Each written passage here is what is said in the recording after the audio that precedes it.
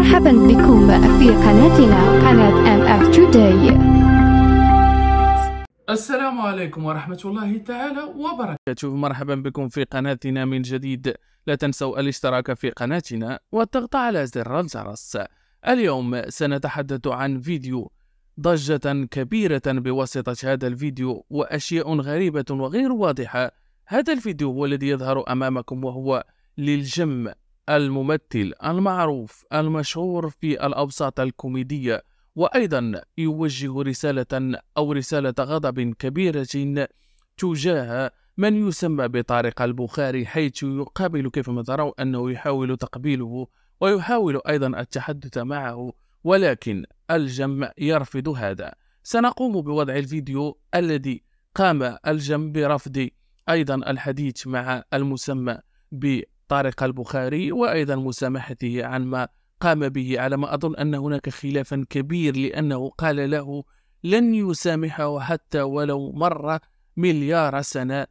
اللقاء بينه وبين طارق البخاري عند الله سبحانه وتعالى، وطارق البخاري لا زال يطلب السماح ويقوم برغبه، وأيضا محمد الجم من أجل أن يقوم بالسماح له. الفيديو هو هذا. لا تنسوا الاشتراك في قناتنا والضغط على زر الجرس. قناتنا قناة MF Today.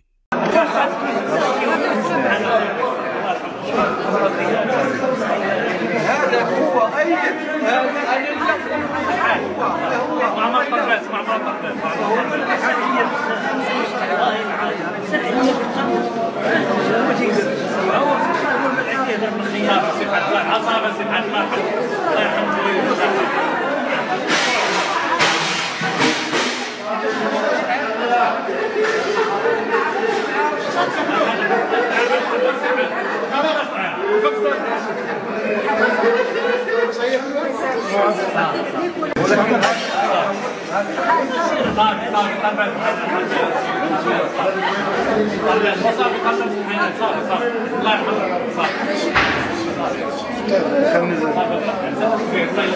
هو سعيد شنو قلت لك؟ شنو قلت لك؟ لا قلت لك كان لا ما كاينش واخا يدوز عليه مليار سنه انا وياك شاعر عند الله ماشي والله ما تفهم والله ما تفهم